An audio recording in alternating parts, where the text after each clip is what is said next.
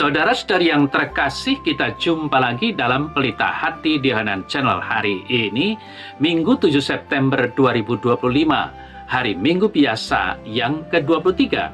Bersama saya Romo Thomas Suratno, SC, dari komunitas SC Teluk Betung, Bandar Lampung, mendengar dan merenungkan Sabda Tuhan, yakni firman Tuhan yang tersurat dalam Injil Lukas, bab atau pasal 14, ayat 25 sampai dengan ayat 33.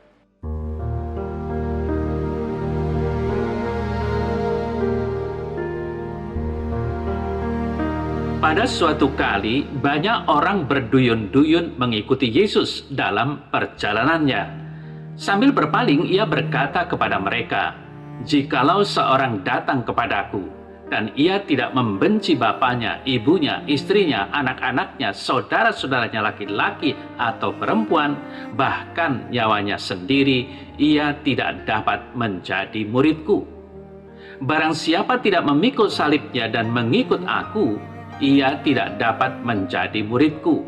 Sebab siapakah di antara kamu yang kalau mau mendirikan sebuah menara tidak duduk dulu membuat anggaran biayanya, kalau cukup uangnya untuk menyelesaikan pekerjaan itu? Supaya jikalau ia sudah meletakkan dasarnya dan tidak dapat menyelesaikannya, jangan-jangan semua orang yang melihatnya mengejek dia sambil berkata, 'Orang itu mulai mendirikan, tetapi ia tidak sanggup menyelesaikannya.' Atau, 'Raja manakah yang kalau mau pergi berperang melawan raja lain, tidak duduk dulu untuk mempertimbangkan apakah dengan 10.000 orang ia sanggup menghadapi lawan yang mendatanginya dengan 20.000 orang? Jikalau tidak, ia akan mengirim utusan selama musuh itu masih jauh untuk menanyakan syarat-syarat perdamaian. Demikian pula lah tiap-tiap orang di antara kamu yang tidak melepaskan dirinya dari segala miliknya tidak dapat menjadi muridku."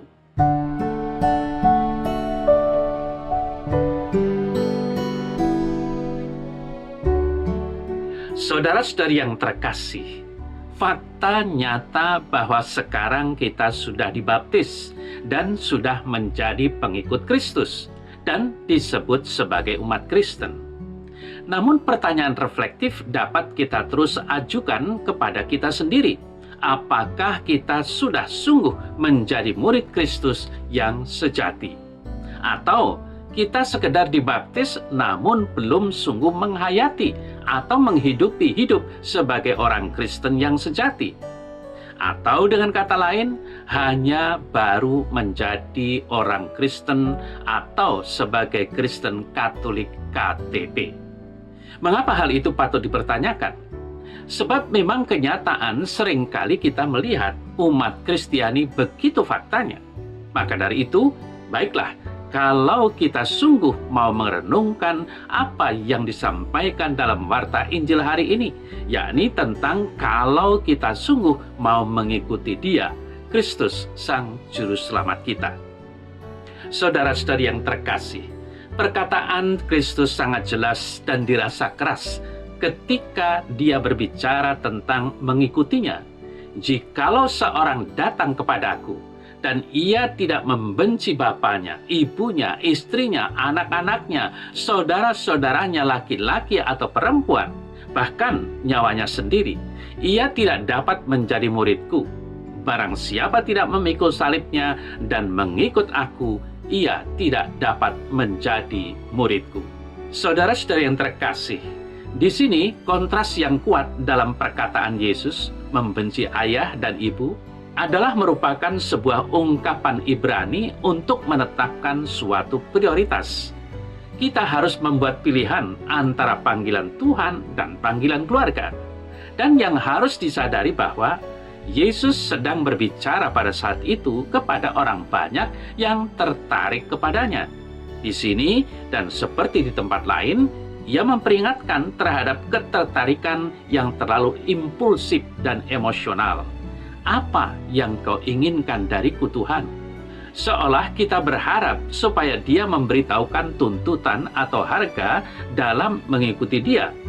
Kemudian pastinya seberapa besar kita mampu merelakan bila Dia menghendakinya.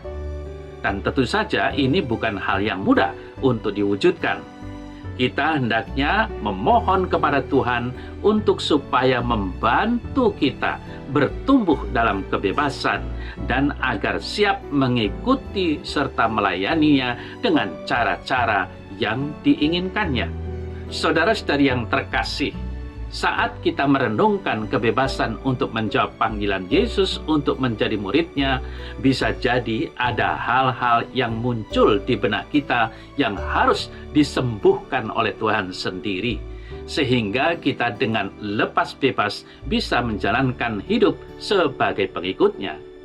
Bisa jadi kita akan berpendapat bahwa Yesus sedang memberitahu kita bahwa menjadi murid Dia itu mahal. Sehingga kalau kita merenung panggilan kita masing-masing sebagai muridnya, terkadang atau bahkan seringkali melawan kesulitan atau tuntutan-tuntutan yang dikatakan Injil, sehingga kita harus meminta pertolongan Tuhan sendiri. Dengan demikian, kita jangan menyesal ketika kita sudah mengikuti Kristus. Sebaiknya lah kita harus sungguh mengkalkulasi untung rugi dalam keselamatan yang akan dianugerahkan Dia kepada kita para pengikutnya. Maka dari itu, saudara-saudari yang terkasih, marilah dalam doa kita sadari hanya ada aku dan Tuhan. Untuk sementara, semua yang lain kita tinggalkan. Kita tidak butuh apapun untuk berdoa selain diri kita sendiri.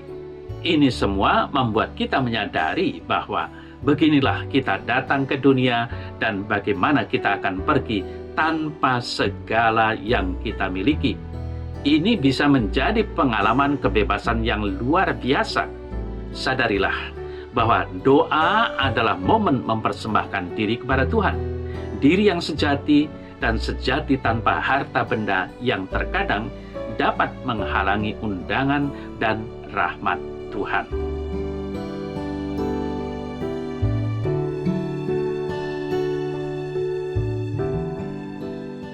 Dalam nama Bapa dan Putra dan Roh Kudus. Amin. Ya Allah Bapa di sorga, berilah aku semangat lepas bebas dalam mengikuti Putramu, Yesus Kristus.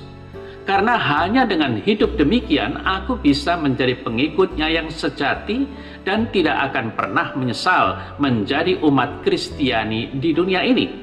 Sebab hanya Dialah Tuhan dan Juru Selamatku. Amin. Semoga Allah yang Maha Kuasa memberkati saudara, Bapa dan Putra dan Roh Kudus. Amin.